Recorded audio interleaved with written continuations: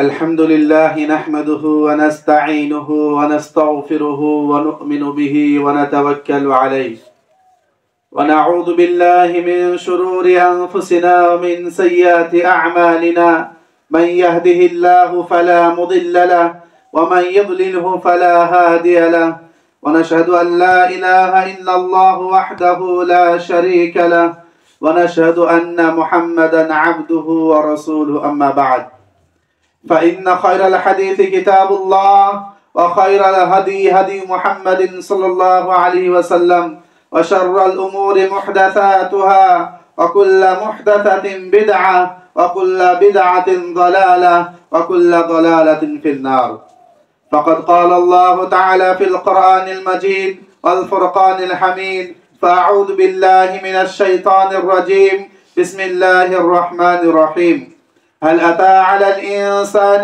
حين من الدهر لم يكن شيئا مذكورا إنا خلقنا الإنسان من نطفة أمشاج نبتليه فجعلناه سميعا بصيرا إنا هديناه السبيل إما شاكرا وإما كفورا إنا أعتدنا للكافرين سلاسل أغلالا وسعيرا إن الأبرار يشربون من كأس كان مزاجها كافورا عينا يشرب بها عباد الله يفجرونها تفجيرا يوفون بالنذر ويخافون يوما كان شره مستطيرا ويطعمون الطعام على حبه مسكينا ويتيما واسيرا إنما نطعمكم لوجه الله لا نريد منكم جزاء ولا شكورا إنا نخاف من ربنا يوما عبوسا قمطريرا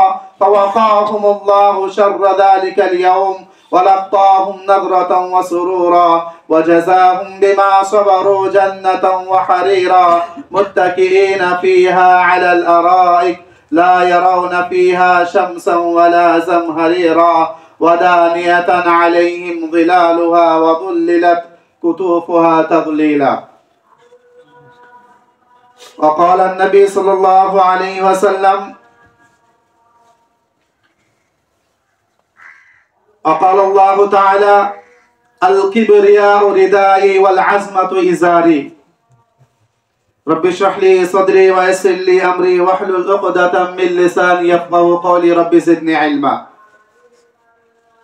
সমস্ত প্রশংসা তারিফ সেই মহান রব্বুল আলামিনের জন্য, সেই সত্তার জন্য যিনি আমাদেরকে মানুষ বানিয়েছেন, মানব রূপে সৃষ্টি করেছেন। আর আমরা সকলে অবগত আছি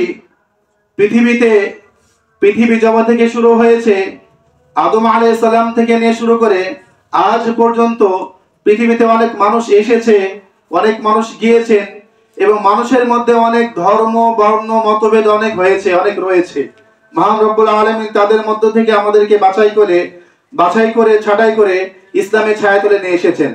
শুধু তাই নয়, অনেক মুসলিম রয়েছে, নামধারী মুসলিম, অনেক এমন মুসলিম রয়েছে যারা নামেই মুসলিম, কর্মে মুসলমান নয়।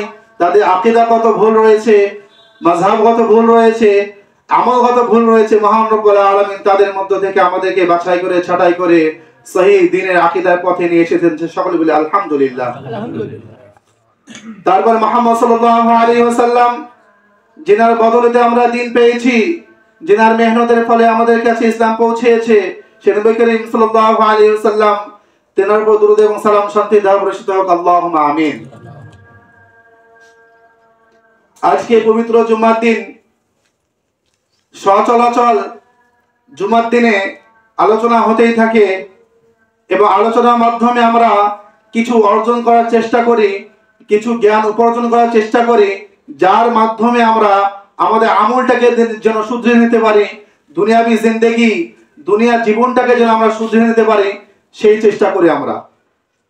তো আজকে জুমার দিন আমার যে বিষয়টি রয়েছে হুকুকুল ইবাদ, বান্দার হক। আমরা জানবো, আমরা অবগত আছি অবশ্যই যে হক হচ্ছে দুই প্রকার। হুকুক মানে হক, হকের জামা হুকুক। হক হচ্ছে এক বচন, হুকুক হচ্ছে বহু বচন। মানে হক মানে হক একটা নয়, অনেক হক রয়েছে, তার জন্য মানে বহু বচন ব্যবহার করা হয়েছে, হুকুক বলা হয়েছে। হক হচ্ছে দুই প্রকার, হকুল ইবাদ আর হকুল্লাহ। হুকুকুল ইবাদ, হুকুকুল্লাহ, আল্লাহর হক, বান্দার হক। হক হচ্ছে দুই প্রকার, একটা আল্লাহর হক, একটা বান্দার হক। আল্লাহর হক সম্পর্কে আমরা সচরাচর অনেক শুনে থাকি, যেমন নামাজ, রোজা ইত্যাদি ইত্যাদি, এগুলো আল্লাহর হক। যদি নামাজ না পড়ি, এটা আল্লাহর সাথে সম্পর্কিত না। এটা আপনার নামাজ যদি পড়ি আল্লাহ তাআলা রাজি হবেন, নামাজ না পড়লে আল্লাহ নারাজ হবেন। যদি আল্লাহ চায় তাহলে তিনি মাফ করে দিতে পারেন বেনামাজিকে। যদি আল্লাহ চায়, যে ব্যক্তি রোজা করে না তাকে আল্লাহ তাআলা চাইলে মাফ করে দিতে পারেন। কিন্তু হুকুকুল ইবাদ হচ্ছে এমন একটি হক, এমন হুকুক যেটা বান্দার হক। বান্দা যতক্ষণ না পর্যন্ত ক্ষমা না করবে আল্লাহ তাআলা ক্ষমা করবেন না।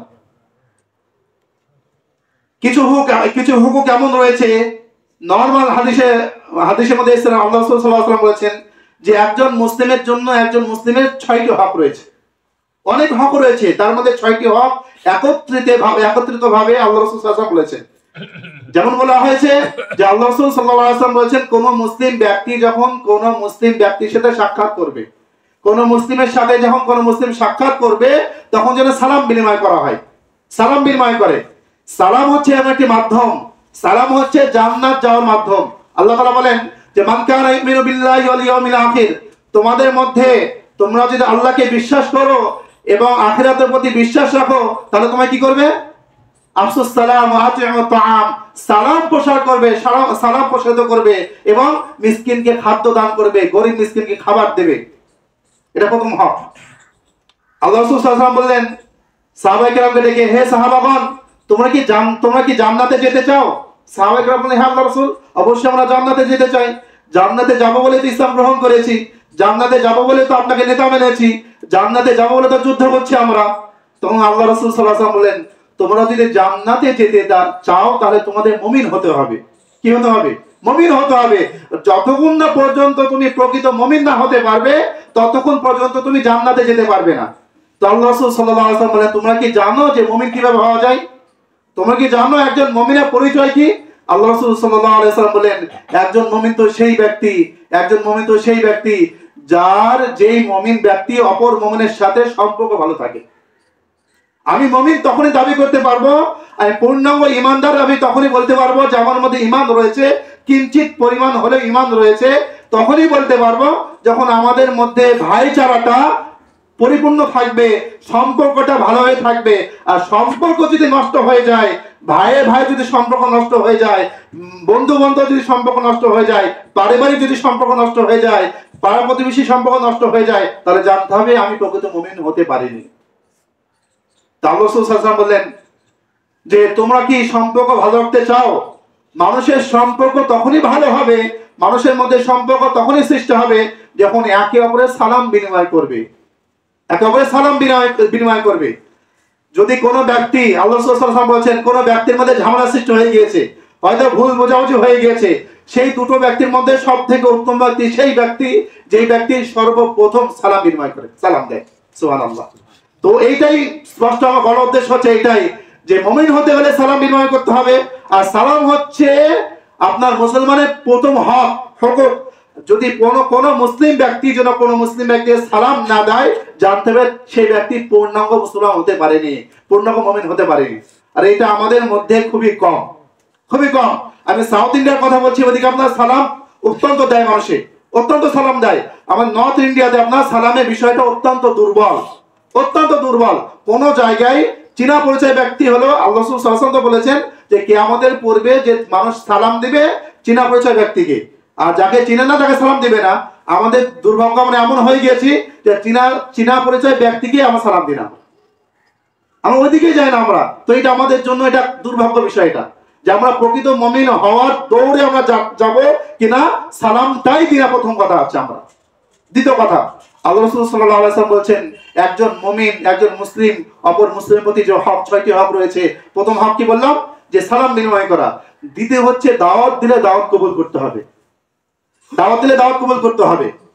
অনেকে বলেছে যে দাওয়াত কবুল করা ওয়াজিব, দাওয়াত কবুল করা ওয়াজিব। তো দাওয়াত কবুল করতে হবে অবশ্যই। কোন মুসলিম ব্যক্তি যদি কোন মুসলিম ব্যক্তি দাওয়াত দেয়, অবশ্যই দাওয়াত কবুল করা সুন্নাত। সুন্নাত। তো আমার ধারণা রাখতে ভাবতে আমাকে যে কোন ব্যক্তি আমাকে দাওয়াত দিচ্ছে, সেই ব্যক্তির উপার্জন কি, আর সেই ব্যক্তি কেন দাওয়াত দিচ্ছে। অনেক আমাদের সমাজে দাওয়াত হয় না, অনেক এমন দাওয়াত হয় যে বিয়ে বাড়িতে দাওয়াত দিয়েছে, আর সেই বিয়ে বাড়িতে আপনার ডিজে গান এসে গান বাজাচ্ছে, হয় না? তো সেই দাওয়াত খাওয়া কি জায়েজ? কখনোই জায়েজ হতে পারে না। জায়েজ তখনই হবে, ওই দাওয়াতটা খাওয়া জায়েজ হবে যেই দাওয়াতে কোনো হারাম কাজ নাই, যেই দাওয়াতের আপনার খরচটা হচ্ছে মানে সুদ মুক্ত টাকায় দাওয়াত খাওয়ানো হচ্ছে, সেই দাওয়াতটা খাওয়া জায়েজ হবে। যেই দাওয়াতে, যে বিয়ে বাড়িতে আপনার ভিডিওগ্রাফি হয়, যে বিয়ে বাড়িতে আপনার মেয়ের বিয়ে দিচ্ছে, আর মেয়ের বিয়েতে অনেক ধুমধাম করে আপনার দাওয়াত খাওয়ানো হচ্ছে, সেই বিয়ে কি খাওয়া জায়েজ হবে? আল্লাহ রাসূল সাল্লাল্লাহু আলাইহি ওয়াসাল্লাম বলছেন যে সেই বিয়ে সব থেকে বরকতময়, সেই বিয়ে সব থেকে বরকতময় যেই বিয়েতে কম খরচ হয়, আর সেই বিয়েতে আল্লাহর বরকত উঠে যায় যেই বিয়েতে বেশি খরচ হয়। আজকাল আমাদের এমন পরিস্থিতি হয়ে গেছে, মুসলিম সমাজ, মুসলিম বলে দাবি করছি, মেয়ের বিয়ে দিচ্ছি, মেয়ের বিয়েতে এত অধিক পরিমাণ টাকা খরচ করছি, একটাই তো মেয়ে আমার, তাই বলে অধিক পরিমাণ টাকা খরচ করছি, সবাই খাওয়াচ্ছি, যেটা আল্লাহ রাসূল সাল্লাল্লাহু আলাইহি ওয়াসাল্লাম মানা করেছে, নিষেধ করেছে। দিন সমস্যা নাই, আল্লাহ তাআলা বলেন, আল্লাহ রাসূল সাল্লাল্লাহু আলাইহি ওয়াসাল্লাম বলেন আউলিম বিশাতিন, ছেলের বিয়ে যদি দেন, আমার ছেলে বিয়ে হয়েছে, আমার ছেলে বিয়ে দিচ্ছি, আমি বিয়ের পরের দিনে বা বিয়ের দিনে আমি ওলিমা করতে পারবো, এটা জায়েজ, এটা আপনার সুন্নাত, এটা করতে পারবো। মেয়ের বিয়েতে যদি অধিক পরিমাণ টাকা খরচ করে, এটা আপনার উলামায়ে কেরাম এটা জায়েজ ফতোয়া দেননি, এটা ফুজুল ফতোয়া দিয়েছেন। আর যে ব্যক্তি ফুজুল খরচ করবে সে ব্যক্তি শয়তানের ভাই। যেটা বলছিলাম, কথায় আসছিলাম যে দাওয়াত কবুল করতে হবে। দাওয়াত কবুল করা কি আপনার সুন্নাত। আর একজন মুসলিমের হক হচ্ছে, অধিকার হচ্ছে, কোন মুসলিম ব্যক্তি যখন দাওয়াত দিবে, সেই মুসলিমের দাওয়াতটা গ্রহণ করতে হবে। আর দাওয়াতে যদি কোনো হারাম কাজ হয়, আমি জানছি আমার অমুক ভাই আব্দুর রহমান ভাই সুদ খায়, প্রকাশ্যে সুদ খায়, আর সে আব্দুর রহমান ভাই আমাকে দাওয়াত দিয়েছে, সেই বাড়িতে দাওয়াত খাওয়া জায়েজ নাই, জায়েজ নাই মোটেই। আমি জানছি সে তার কারবারই সুদের, আপনার কারবার সুদের কারবার, দাওয়াত কি করে খাবো আমি, কিভাবে আমার জন্য জায়েজ হতে পারে? আমার জন্য জায়েজ নয়। হয়তো কোনো ব্যক্তি সুদের সাথে হয়তো জড়িত রয়েছে। এখন বর্তমানে কোনো ব্যক্তি এমন নাই যার ব্যাংক অ্যাকাউন্ট নাই, ব্যাংকিং লেনদেন আপনার রয়েছে, আপনার হয়তো কিছু হয়, তারা অন্য কোনো আপনার পয়সা ইনকামের ব্যবস্থাও রয়েছে, সেই বাড়িতে আপনার জায়েজ ফতোয়া দিয়েছে। আর যেই ব্যক্তি সম্পূর্ণ টাকাটা হারাম টাকা উপার্জন যদি হয় আপনার, সেই বাড়িতে দাওয়াত খাওয়া হারাম। তো যেটা বলছিলাম, দাওয়াত যদি আপনার জায়েজ হয়, জায়েজ দাওয়াত যদি হয়, তো সেই দাওয়াত খাওয়া জায়েজ, অন্যথা দাওয়াত খাওয়া জায়েজ নয়। দুটো হক। 3 নম্বর যেটা বলছিলাম, যে কোন মুসলিম যখন আপনার হাঁচি দেবে, হাঁচি যখন দেবে আপনার কোন মুসলিম, আমার অন্য মুসলিম ভাইয়ের কর্তব্য কি হাঁচির উত্তর দেওয়া, জবাব দেওয়া। আমি যদি হাঁচি দিলাম, হাঁচি দিলাম, আমি যদি আলহামদুলিল্লাহ পড়ি, তাহলে যে মুসলিম ভাই শুনবে তাকে বলতে ইয়ারহামুকাল্লাহ, কি বলতে হবে?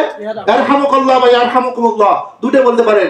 আর সেই ব্যক্তি যদি ইয়ারহামুকুমুল্লাহ বলে, আমাকে আবার বলতে হবে ইয়াহদিকুমুল্লাহ ওয়া ইসলিহ বালাকুম। আমাদের দুর্ভাগ্য, এত দুর্ভাগ্য যে আমরা দোয়াটাই জানি না। আমরা কয়জন জানি আমরা দোয়াটা, বলেন দেখি? হয়তো দুটো জানি, 3 নম্বরটা আমরা জানি না। হাঁচি দিলে কেন আলহামদুলিল্লাহ বলতে হয়? যখন কোন ব্যক্তি যখন হাঁচি দেয়, তার শরীর থেকে অধিক পরিমাণ জীবাণু দূর হয়ে যায়, জীবাণু দূর হয়ে যায় কারণেই আলহামদুলিল্লাহ বলা হয়। আর আপনার যখন হাঁচি দেয় মানুষ, তার হার্টটা ব্লক হয়ে যায়, আর সেই কারণে আল্লাহ রাব্বুল আলামিন আবার হার্টটা আপনার চালু করে দিয়েছে, তখন আলহামদুলিল্লাহ বলতে হয়। আর আলহামদুলিল্লাহ যদি কোনো ব্যক্তি বলে, তো যে ব্যক্তি শুনবে আলহামদুলিল্লাহ কথাটা, তাকে বলতে হবে ইয়ারহামুকাল্লাহ। কি বলতে হবে? আলহামদুলিল্লাহ মানে কি? আলহামদুলিল্লাহ মানে যে আল্লাহ তাআলা সমস্ত প্রশংসা কার? আল্লাহ তাআলা। আর ইয়ারহামুকাল্লাহ মানে যে আল্লাহ রাব্বুল আলামিন তোমার প্রতি রহম বর্ষিত করুক। কি বর্ষিত করুক? রহম। আর কোন ব্যক্তি যদি ইয়ারহামুকুমুল্লাহ পড়ে, আমাকে শুনে তাহলে কি বলতে হবে? ইয়াহদিকুমুল্লাহ ওয়া ইসলিহ বালাকুম। মানে কি? আল্লাহ রাব্বুল আলামিন যেন তোমাকে সঠিক পথে চালায়, সঠিক পথ দেখায়, এটা বলতে হবে আমাদেরকে। কয়টা বললাম? 3টে বললাম। প্রথমে কি বললাম? সালাম বিনিময় করতে হবে। দাওয়াত দিলে দাওয়াত যদি জায়েজ হয়, সেই দাওয়াত কবুল করতে হবে। আর 3 নম্বর যেটা বললাম, হাঁচি যদি তুলে, তাহলে হাঁচির উত্তর দিতে হবে, জবাব দিতে হবে। আর 4 নম্বর যেটা বলছি, যে যদি কোনো ব্যক্তি, যদি কোনো মুসলমান ব্যক্তি, আমার কোনো মুসলিম ভাই মাশওয়ারা চাচ্ছে, কোনো পরামর্শ চাচ্ছে, তাহলে সঠিক পরামর্শ দিতে হবে। আজকে আমাদের বর্তমান পরিস্থিতি এমন হয়ে গেছে, আমরা মানুষকে পরামর্শ তো কুপরামর্শ দিই। কি পরামর্শ? কুপরামর্শ। সঠিক পরামর্শ আমরা, আমাদের কোনো মুসলিম ভাই একটা সঠিক পরামর্শ চাইছে, আমরা খুবই দ্বিধাবোধ করি। ওকে যদি ওই পরামর্শ দিয়ে ফেলে, আমি যদি ওই ভালো কথাটা বলতে পারি, তা বলে ফেলে আমি, হয়তো সে উন্নত হয়ে যাবে, সে আগে বেড়ে যাবে, আমার থেকে অনেক বড় লোক হয়ে যাবে, এরকম ভাবে আমরা। হয়তো এই সমাজে নাই, আমি দেখেছি আমাদের সমাজে অনেক ব্যক্তি এমন রয়েছে যে আবাদ করে, যদি বলা হয় ভাই বেগুন ভুঁয়ে বেগুন আমি লাগিয়েছি, বেগুনে কোন বিষটা দিলে আপনার ভালো বেগুন হবে, পোকা মরবে, মানুষ উল্টো বিষের নাম বলে দেয়, উল্টো নাম বলে দেয়। এই জন্য বলে দেয় তার ফসল যেন নষ্ট হয়ে যায়, আমার থেকে বেশি ফসল যেন না হয়, সেটা কুপরামর্শ দেয়। আর কুপরামর্শ দিলে জানবেন আপনার কাছে সুপরামর্শ চাওয়া হয়েছে। আপনি যদি পরামর্শ নাও দেন একটা কথা, আর যদি কুপরামর্শ দেন, তাহলে আপনার গুনাহটা অর্ধেক হয়ে গেল। মুসলিমের কর্তব্যটা এটাই হবে, মানুষ যদি পরামর্শ চায়, সুপরামর্শ দিতে হবে। আর সুপরামর্শের জন্য সেই ব্যক্তি যদি সফল হয়, তো তার গুনাহ নেকিটা আমারও হবে, হবে না? অবশ্যই হবে। যেমন হচ্ছে কোন এক ব্যক্তি বলছেন, হ্যাঁ ভাই এই হাদিসটা মনে পড়ছে আমার, যে কোন হাদিসটা, যে একজন ব্যক্তি এসে বলেন যে আমি হচ্ছে 99টা হত্যা করেছি। কটা হত্যা? 99টা হত্যা করেছি। এমন কোন ব্যক্তি রয়েছে যে ব্যক্তির কাছে গিয়ে আমি তওবা করতে পারবো? তার গ্রামের লোক বললেন যে এমন এক জায়গায় চলে যাও, সেই জায়গায় এমন ব্যক্তি রয়েছে, হয়তো তার মাধ্যমে তুমি তওবা করতে পারবে। সে চলে গেল, চলে যাওয়ার পরে সে ব্যক্তি বলল, তুমি কি কি সমস্যা, তোমার কি হয়েছে? সে ব্যক্তি বললেন যে আমি 99টা হত্যা করেছি, আমাকে তওবা হবে না? সে ব্যক্তি বললেন তোমার তওবা হবে না। কি বললো? তোমার তওবা হবে না। আর সেই ব্যক্তি রাগান্বিত হয়ে যে আমি 99টা হত্যা করেছি, যদি আমার তওবা না হয় আমি তোকে হত্যা করবো, তাকে হত্যা করে দেব। তো পরামর্শ যদি চাই কোন ব্যক্তি, সুপরামর্শ দিতে হবে না চুপ থাকতে হবে। কুপরামর্শ দেওয়াটা জায়েজ মোটেই হবে না কোন মুসলিম ব্যক্তির জন্য। কোন মুসলিম ব্যক্তির জন্য এটা জায়েজ নয় যে মানুষকে কুপরামর্শ দিবে। চারটে কথা বললাম, কথা বললাম, চারটে বললাম। 5 নম্বর যেটা, একজন মুসলিম আর একজন মুসলিমের যে অধিকার রয়েছে, 5 নম্বর হক, হুকুকের মধ্যে 5 নম্বর হকটা হচ্ছে আপনার, কোন মুসলিম ব্যক্তি যদি অসুস্থ হয়, রোগান্বিত হয়, যদি রোগ হয়েছে, আপনার বিমার হয়েছে, তাহলে তাকে দেখতে যেতে হবে, তাকে খবর নিতে হবে। আমাদের মধ্যে এটা খুবই দুর্বল, খুবই দুর্বল। অনেক মুসলিম ভাই এমন রয়েছে যে মৃত্যু শয্যায় রয়েছে, অনেক মুসলিম ভাই এমন রয়েছে যে অসুস্থ হয়েছে, তার অ্যাক্সিডেন্ট হয়েছে, আমরা যেতে দ্বিধাবোধ করি। আমরা যেতে কি করি? আমরা দ্বিধাবোধ করি, আমরা সাক্ষাৎ নিই না। আল্লাহ রাসূল সাল্লাল্লাহু আলাইহি ওয়াসাল্লাম বলেছেন, কোন ব্যক্তিকে যদি, কোন মুসলিম ব্যক্তি অসুস্থ হয়েছে, সেই ব্যক্তিকে যে ব্যক্তি দেখতে যাবে, তো সন্ধ্যাবেলা দেখতে যায়, সন্ধ্যা থেকে সকাল পর্যন্ত ফেরেশতারা তার জন্য দোয়া করবেন, তার জন্য জান্নাতে যায় সে দোয়া করবেন, সুদোয়া করবেন। আর কোন ব্যক্তি সকালে যায়, সকাল থেকে সন্ধ্যা পর্যন্ত ফেরেশতা তার জন্য দোয়া করবেন। সুবহানাল্লাহ। এটা আমাদের মধ্যে নাই, আমাদের মধ্যে খুবই কম, সীমিত। যে কোন ব্যক্তি অসুস্থ হয়েছে, আমরা মানুষকে দেখতে যাব, দেখছে মানসিকতা, মন মানসিকতা নাই আমাদের মধ্যে। যে আত্মীয় যদি হয়, কোন নিজের রক্তের সম্পর্ক যদি হয়, তাহলে যাই। কোন মুসলিম ভাই যদি হয়, তাহলে আমরা যেতে দ্বিধাবোধ করি। এটা আমাদের জন্য অত্যন্ত দুর্ভাগ্য। এটা আমরা ফেরেশতার দোয়া নিতে আমরা চাই না, ফেরেশতার দোয়া নিতে চাই না। বলুন তো, ফেরেশতা যার জন্য দোয়া করে, আল্লাহকে তার দোয়া ফিরে দিবে? কোন ফেরেশতা যদি আমার জন্য দোয়া করছে, আল্লাহকে ফেরেশতার দোয়া ফিরে দিবে? দিতে পারে না। তাহলে সেই ক্ষেত্রে আমাদের খেয়াল রাখতে হবে, কোন মুসলিম ব্যক্তি, কোন মুসলিম ভাই যদি অসুস্থ হয়ে যায়, রোগান্বিত হয়েছে, সে রোগে আক্রান্ত হয়েছে, তাহলে তাকে খোঁজ খবর নেওয়া, তাকে দেখতে যাওয়া, এটা আমাদের কর্তব্য হবে। এটা 6 নম্বর যেটা বলছিলাম, কোন মুসলিম ভাই যদি মারা যায়, তাহলে তার জানাজা শরীক হতে হবে। কি হতে হবে? জানাজা নামাজ পড়তে হবে। দেখুন আল্লাহ রাসূল সাল্লাল্লাহু আলাইহি ওয়াসাল্লাম বলেছেন, কোন ব্যক্তি যদি জানাজার নামাজ পড়ে, তাকে 1 কেরাত নেকি লিখে দেওয়া হবে। আর যদি কবর মাটি দেয়, তা 2 কেরাত। কেরাত মানে বোঝেন? কেরাত, 1 কেরাত মানে আপনার একটা উহুদ পাহাড়, একটা উহুদ পাহাড়, অত্যন্ত অনেক বড় নেকি, অনেক নেকি, অধিকতম নেকি। তো এই নেকি থেকে আমরা কি বঞ্চিত হতে চাই? কেউ বঞ্চিত হতে চায় না। আমাদের মধ্যে সচরাচর এটা বলবো আলহামদুলিল্লাহ, যে জানাজার নামাজের জন্য মানুষ একত্রিত হয়। জুমার নামাজ না পড়লেও জানাজার নামাজটা পড়তে যায়, এই গুণটা রয়েছে। এবার আসি আমরা, যে আমরা জানলাম যে হুকুক, বান্দার হক 6টি বললাম, আরো অনেক হক রয়েছে, আরো অনেক হক রয়েছে। যে এই 6টি হক, এই 6টি হুকুক পালন করার জন্য যে কাজ কর্তব্য দরকার, যে জিনিসগুলো দরকার বললাম, এই 6টি হুকুক বাধা দেয় কোন কাজ? বাধা দেয় কোন কাজ? আমরা জানি যে অহংকার আর হিংসা হচ্ছে এমন দুটি বিষয়। অহংকার আর হিংসা, অহংকার হিংসা হচ্ছে এমন দুটি বিষয়, এই বিষয় দুটোই হচ্ছে আপনার এই 6টি কাজকে বাধা দেয়। আমি কাউকে সালাম দেব, ও আমার থেকে ছোট, ও আমার থেকে নিচু জাতি, ওকে কেন সালাম দেব? আমি বড় লোক, আমি হাজি, আমি কেন ওকে সালাম দেব? মনে হয় না? কি বশত? আপনার অহংকার বশত। একটা গরিব মানুষ দাওয়াত দিচ্ছে, আমি বড়লোক ব্যক্তি, ওর দাওয়াত কিনা গ্রহণ করব, অহংকার হয় না? অহংকারের জন্য আপনার কোন ব্যক্তি আপনার অসুস্থ হয়েছে, গরিব মানুষই আমি দেখতে যাব, আমি বড়লোক ব্যক্তি, কেন হয় এটা? অহংকার বশত। মানে এই যে 6টি হুকুক বললাম, 6টি হুকুককে যে বাধা দেয় সেটা হচ্ছে অহংকার, হিংসা। দেখুন, অহংকার হচ্ছে এমন একটি বিষয় যে আমরা জানি পৃথিবীতে সর্বপ্রথম, দুনিয়াতে আপনার জগতে সর্বপ্রথম অহংকার কে করেছিল? বলতে পারো আমরা? ইবলিস। আল্লাহ যখন বললেন আমি যখন আদমকে সৃষ্টি করলাম, তখন সমস্ত ফেরেশতাদের বললাম, হে ফেরেশতাগণ, আদমকে তোমরা সিজদা করো। সমস্ত ফেরেশতাগণ ফাসাজাদু, সমস্ত ফেরেশতাগণ সিজদায় পড়ে গেল, ইল্লা ইবলিস কিন্তু সিজদা করলো না।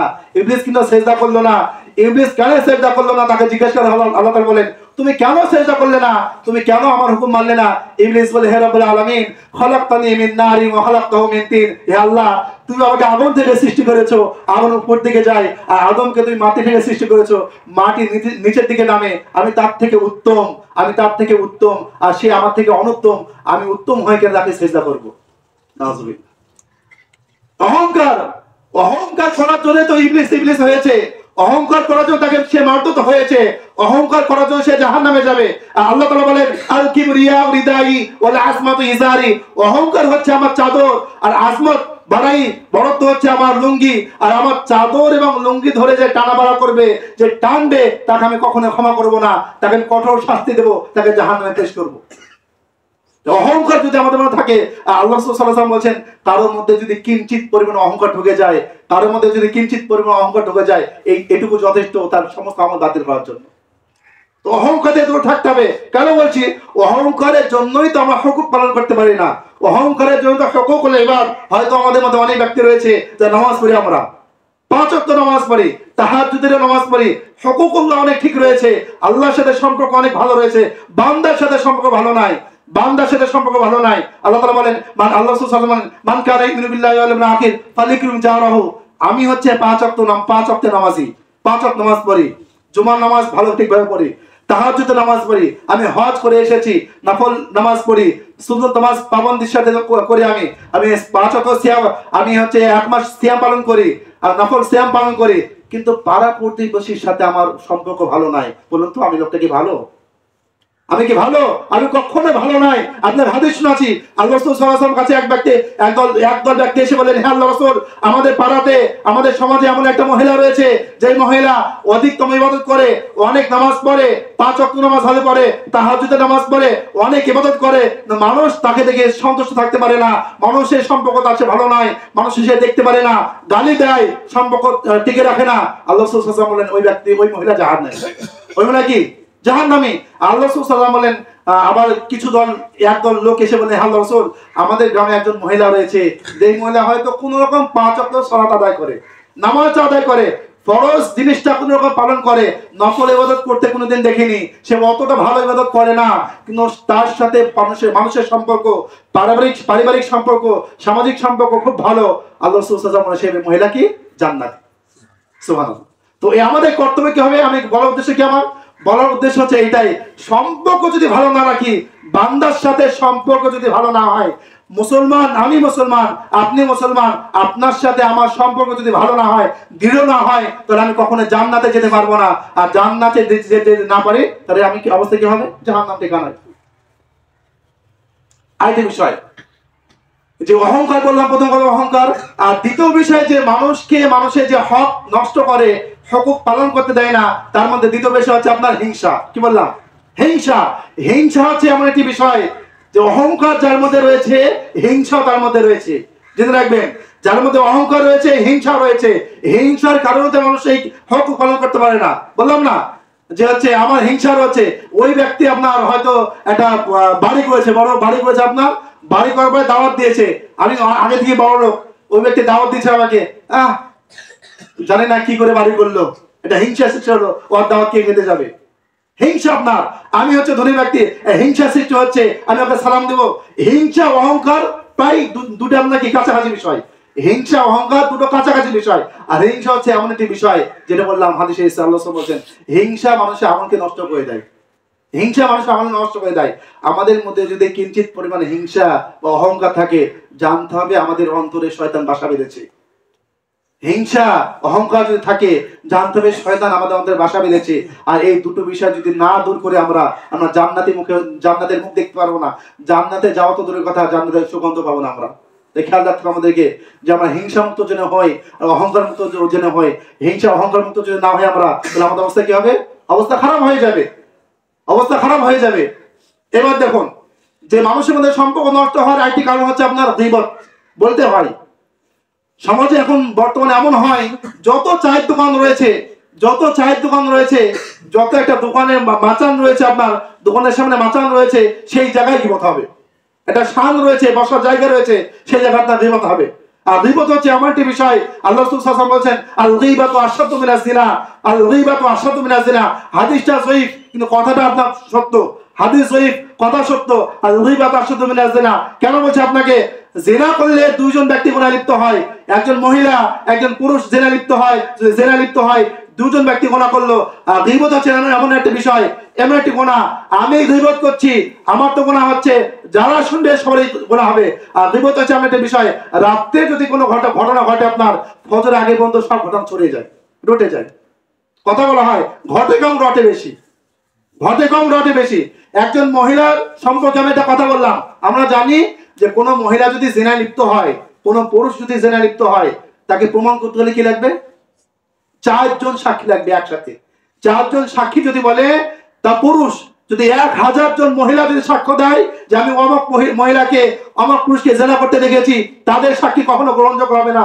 যদি 4 জন পুরুষ একত্রিত বলে যে আমরা হ্যাঁ জেনা করতে দেখেছি, ডাইরেক্ট জেনা করতে দেখেছি, তাহলে সেই আপনার খবরটা সত্য হবে, তা গ্রহণ করা হবে। আর আমাদের সমাজে টুক কথা বলে আপনার এমন হয়ে রটে যায়, এমন রটে যায় মানুষ। মেয়েদের মধ্যে তো এমন ঘটনা রয়েছে যে মেয়ে থেকে আপনার ছেলেদের মধ্যে এমন রটে যায় যে সেই মহিলাকে, সেই পুরুষকে আমরা অপবাদ দিই। আমরা কোনো একটা বাচ্চার আমলে তিনজন ব্যক্তি এসেছেন, 4 জন ব্যক্তি এসেছেন, এসে বলছেন যে আমরা একজন মহিলাকে জেনা করতে দেখেছি। তো সেই বাচ্চা বলছেন যে তোমরা কি জেনা করতেই দেখেছো, একদম ডাইরেক্ট জেনা করতে দেখেছো? 3 জন ব্যক্তি বললেন যে আমরা ডাইরেক্ট জেনা করতে দেখেছি। আর একজন ব্যক্তি বললেন আমি শুধু মানে জেনার পূর্বের কাজগুলো দেখেছি, জেনা করতে দেখিনি। সেই বাদশাহ সেই 3 জনকে আপনার 80 লাঠি করে মেরেছে, 80 লাঠি করে মেরেছে। কারণ অবরোধ, এটা 4 জন ব্যক্তি একত্রিত দেখেনি, তার জন্য 80 লাঠি মেরেছে। এটা আল্লাহ তাআলার আদেশ। যেটা বলছিলাম যে গীবত, গীবত কি আপনার? আল্লাহ তাআলা বলেন ওয়াইলুল লিকুল্লি হুমাযাতিল লুমাযা। গীবত আপনার হচ্ছে সেই ব্যক্তির জন্য ধ্বংস, সেই ব্যক্তির জন্য জাহান্নাম উপস্থিত করা হবে, যে ব্যক্তি সামনে গীবত করে, পিছনে গীবত করে। সামনে গীবত মানে কি? অপমান করা। আর পিছনে গীবত মানে কি? আপনার তাল লাগানো, তার বিরুদ্ধে কথা বলা। গীবত হচ্ছে, গীবত কাকে বলা হয়? গীবত হচ্ছে ওই গুনাহটাকে, ওই কাজটাকে বলা হয়, আমার মধ্যে একটা খারাপ গুণ রয়েছে, আমি কোনো কালে চুরি করতাম, হয়তো আমাদের একটা খারাপ কাজ হয়ে গিয়েছে, আমার মধ্যে সেই খারাপ গুণটা রয়েছে, খারাপ কাজটা রয়েছে। এই খারাপ গুণটাকে যদি আমি ছড়িয়ে বেড়াই, এটা হচ্ছে গীবত। আর আমার মধ্যে যদি ওই গুণটা না থাকে, তাহলে অবরোধ হয়ে যাবে, তার জন্য 80 লাঠি মারতে হবে। আর গীবত হচ্ছে ওইটাই যে আমার মধ্যে আছে আর আপনি ছড়িয়ে বেড়াচ্ছেন, ওইটা হচ্ছে গীবত। আল্লাহ তাআলা বলেন ইয়া আইয়ুহাল্লাযীনা আমানু ইজতানিবু কাসীরাম মিনায-যন্ন। তোমরা যারা ঈমান এনেছো, তোমাদের মধ্যে যদি ঈমান থেকে থাকে, তাহলে তোমরা মানুষের বিপক্ষে, মানুষের সম্পর্কে কুধারণা থেকে বেঁচে থাকো, কোন ধারণা করবে না। আল্লাহ তাআলা বলেন যে তোমরা কি চাইবে যে নিজের মৃত ভাই মাংস খেতে? যদি না চাও যে আমি নিজের মৃত ভাই মাংস খাবো না, তাহলে গীবত করো না। গীবত হচ্ছে এমন একটি বিষয়, আমি যদি আপনার গীবত করছি, মানে আমি জানলাম যে আমি আমার মৃত ভাই মাংস খেলাম, নাউযুবিল্লাহ। তো কথার উদ্দেশ্য হচ্ছে এটাই, হুকুকুল ইবাদ একটা নয়, অনেক রয়েছে। হুকুকুল্লাহ যেমন অনেক রয়েছে, হুকুকুল ইবাদ অনেক রয়েছে। বলার উদ্দেশ্য হচ্ছে এটাই, হুকুকুল ইবাদ যদি আমরা ঠিকভাবে পালন না করতে পারি, তো আল্লাহ তাআলা ক্ষমা করবেন না। হয়তো আমি আজকে নামাজ পড়লাম না, হয়তো শিরকের গুনাহ আল্লাহ মাফ করে দেবেন। শিরক করলাম, শিরক করার পরে যদি আমি তওবা করি, হে রব্বুল আলামিন আমাদের শিরক হয়ে গিয়েছে, ভুলবশত তুমি ক্ষমা করে দাও, আল্লাহ তাআলা অবশ্যই ক্ষমা করবেন। আমি আপনার হকটা পালন করলাম, আমি আপনাকে মেরে খেলাম, আপনার সাথে সম্পর্ক ভালো রাখলাম না, আপনার গীবত করলাম, আল্লাহর কাছে যদি তাহাজ্জুদ পড়েও ক্ষমা চায়, হে আল্লাহ আমি আব্দুর রহমানের গীবত করেছি, তুমি ক্ষমা করে দাও, আল্লাহ তাআলা বলবেন তুমি আগে আব্দুর রহমানের সাথে ক্ষমা চাও। তুমি আগে আব্দুর রহমানের সাথে ক্ষমা চাও, তারপরে আমি ক্ষমা করবো। তো ওই খেয়াল রাখতে হবে আমাদেরকে যে হুকুকুল ইবাদ যেন ঠিক রাখতে পারি, হুকুকুল্লাহর সাথে সাথে হুকুকুল ইবাদ যদি ঠিক না রাখি আমরা, তার অবস্থা খারাপ হয়ে যাবে। তাই সর্বশেষে এই কথা বলি, রব্বুল আলামিন হয়তো আমাদের মাধ্যমে অনেক গুনাহ হয়েছে, আমরা এমন গুনাহ করে ফেলি যেই গুনাহটা ক্ষমার যোগ্য নয়। হয়তো তুমি ক্ষমা করতে চাও না, হয়তো ক্ষমা করবে না রব্বুল আলামিন। আমরা অনেক গুনাহগার, আমরা আদম সন্তান, গুনাহ তো হবে আমাদের মাধ্যমে। কুল্লু বানি আদম খাত্তা, প্রতিটা আদম সন্তানের গুনাহগার। আর সবথেকে উত্তম ব্যক্তি সেই ব্যক্তি যে ব্যক্তি তওবা, গুনাহ করার পরে তওবা করে নাই। জানুন, একটা কথা শুনুন, বলে রেখে আপনাদেরকে, যে গুনাহ করার জন্য কোনো ব্যক্তি জাহান্নামে যাবে না। কি বললাম? গুনাহ করার জন্য কোনো ব্যক্তি জাহান্নামে যাবে না। কেন? আল্লাহ রাসূল সাল্লাল্লাহু আলাইহি ওয়াসাল্লাম বলেছেন কুল্লু বানি আদম খাত্তা, প্রতিটা আদম সন্তান যারাই মানুষ তারাই গুনাহগার। কোনো ব্যক্তি নাই যার মাধ্যমে ভুল হয় না, যে গুনাহ করে না। যারাই আদম সন্তান তারাই গুনাহগার। আর কুল্লু বানি আদম খাত্তা ওয়া খায়রুল খাত্তাইনা তাওয়াবুন, আর তাদের মধ্যে সেই ব্যক্তি উত্তম যে ব্যক্তি গুনাহ করার পরে তওবা করে নাই। এর স্পষ্ট এটা হয়। আল্লাহ তাআলা কোরআনে যত গুনাহ কথা বলেছেন, অসারিকু ওয়াসারিকু ফাক্তু আইদাহুমা, চুরি করলে হাত কাটতে হবে, জিনা করলে লাঠি মারতে হবে, কতল করতে হবে। তারপরে আল্লাহ তাআলা বলেন ইল্লাল্লাযিনা তাবু, যে ব্যক্তি তওবা করে নাই। এখানে স্পষ্ট এটা হয় যে গুনাহ করার জন্য কোনো ব্যক্তি জাহান্নামে যাবে না। গুনাহ করার পরে তওবা করেনি বলে সে ব্যক্তি জাহান্নামে যাবে। তো আমাদের মাধ্যমে হয়তো অনেক ভুল হয়েছে, হুকুকুল ইবাদে পালন করেছি আমরা, হুকুকুল্লাহ পালন করেছি, অনেক বড় বড় গুনাহ করে ফেলেছি। তো তওবা করতে হবে, আর তওবা করলে আল্লাহ ক্ষমা করবেন। আল্লাহ রাব্বুল আলামিন যেন আমাদেরকে সঠিক তওবা করার তৌফিক দান করেন। আমিন। রব্বানা তাকাব্বাল মিন্না ইন্নাকা আনতাস সামিউল আলিম ওয়া তুব আলাইনা ইন্নাকা আনতাত তাওয়াবুর রহিম।